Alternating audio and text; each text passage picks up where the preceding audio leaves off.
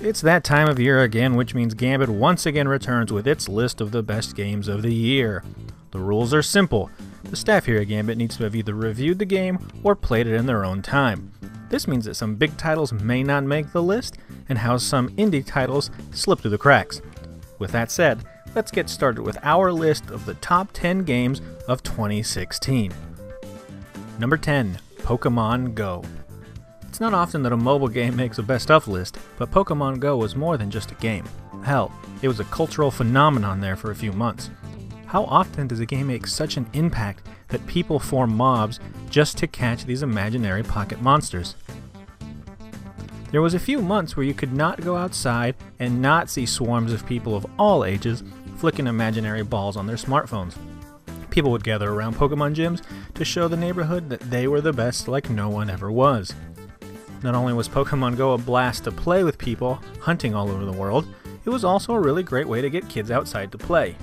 Even if that meant kids, being outside in droves. Not only that, but it was free, which meant that anyone with a smartphone could take part on the fun.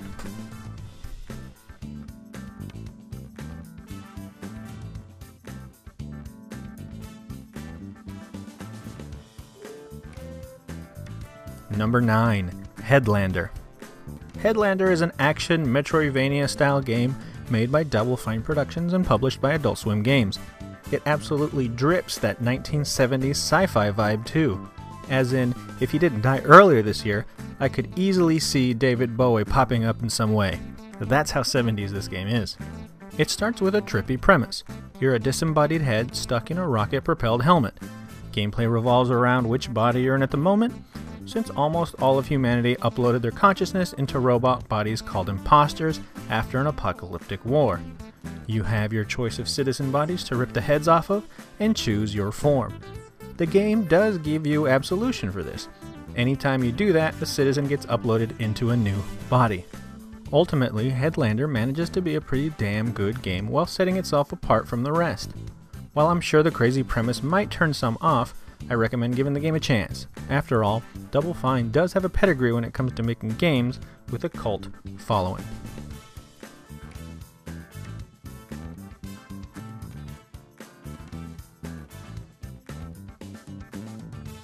Number 8. Rez Infinite.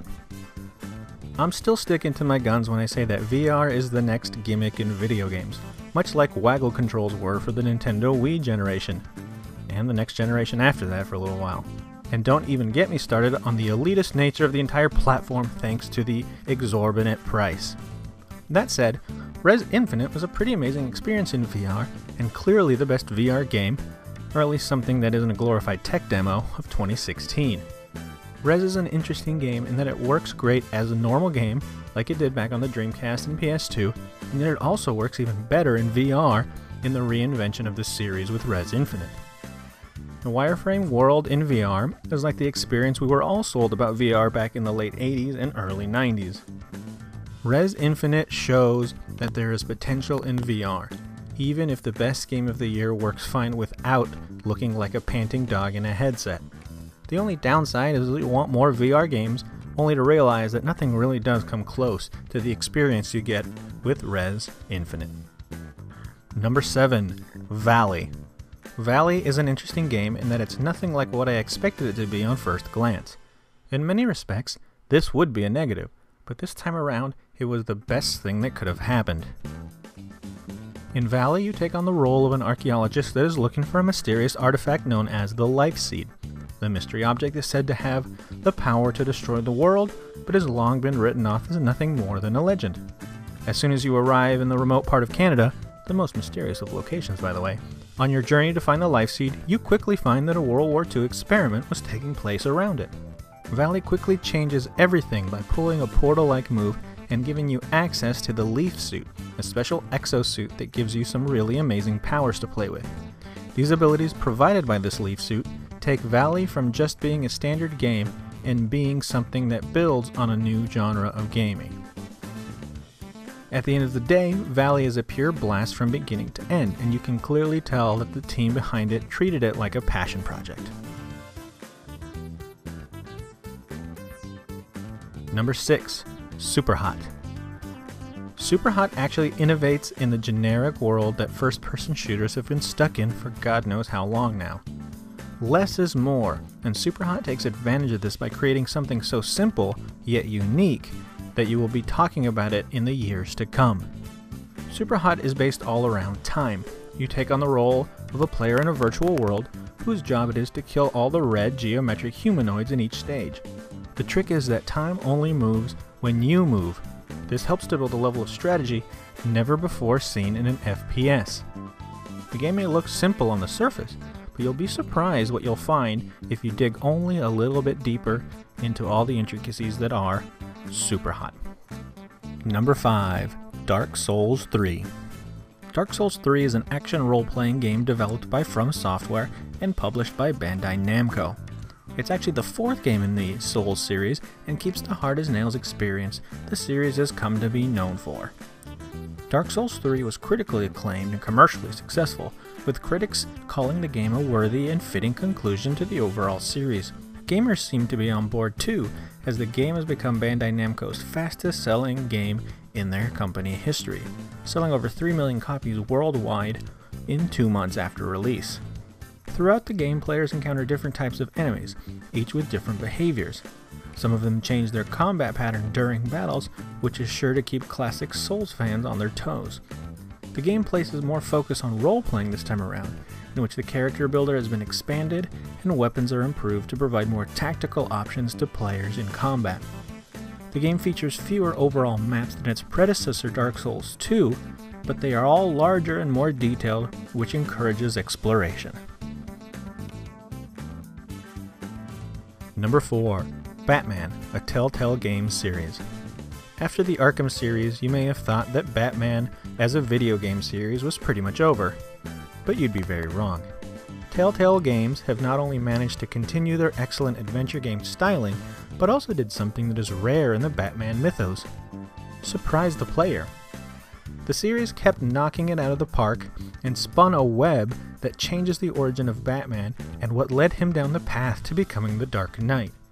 While the mechanics are pretty much the same as with most of Telltale's fare, the story itself is gripping and managed to make Batman great again. Number 3. Fury.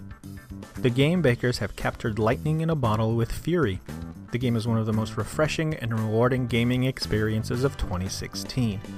It's a sort of mix of many genres, and while that usually means disaster, Fury pulls it off with aplomb. It's 1 part shmup, 1 part third-person hack and slash, and 5 parts neon-infused insanity. Fury really is a case of quality over quantity, and I have no problem recommending a game that is this fantastic, even if it didn't quite last as long as I wanted. Where so many games are simply trying to capture the style and feel of other games, Fury is happy to forge its own path and be smartly original in an industry that is anything but. In the end, Fury is one of the most refreshing and rewarding gaming experiences of 2016, and we highly recommend you checking it out on any platform available. Number 2.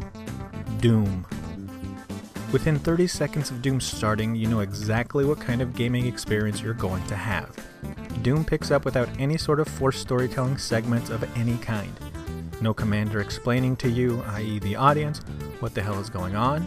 No cinematic intro with a dragged out text scroll, and no bog standard tutorial in sight. Nope, Doom simply throws you into the fray and treats you like an adult, which makes sense as those excited about the game probably grew up with the originals that did much the same thing. While the meat of Doom is shooting the minions of hell in the face, the game offers up some fun ways of doing it.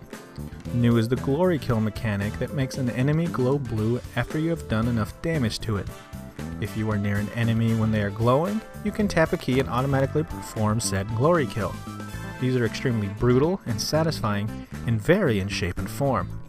The kills will differ depending on the enemy and whether you initiate it from the front, back, side, or above. It's a mechanic that many feared would get tiring, but fortunately this never really happens. Doom is a fantastic shooter and shows that you can teach an old dog new tricks. While it doesn't necessarily revolutionize the shooter genre, and let's face it, nothing else ever will like the original Doom, it still is a bloody good time. And number 1, Overwatch. Overwatch is a monster of a game and one that changed the landscape of the already crowded multiplayer-only shooter. Of all the games released this year, Overwatch will probably be the one title that everyone will still be playing well into 2017 and beyond. The game is simply gorgeous, and its character base is about as diverse as you can get. There is something for everyone here, both in terms of character and gameplay. Learning each character in the game and how they interact with each other is part of the fun. But Blizzard also keeps adding online events, skins, items, and additional characters so that Overwatch has never really come close to becoming stale. The real magic, though, that often gets overlooked is that of the sound design. To be really proficient in the game, you need to really focus on audio cues as they tell a major story, something that many FPS games tend to ignore. From a competitive standpoint, the audio alone should be winning a lot of awards. And that's our list of the top games of 2016. Let us know down in the comments below what you thought, if we missed some games, if some games don't belong on this list, or anything else you'd like to get a hold of us with. Be sure to like, comment, and subscribe to us, and you can find us online at gambitmag.com. I'm George, this is Gambit Digital, and we will see you guys next time.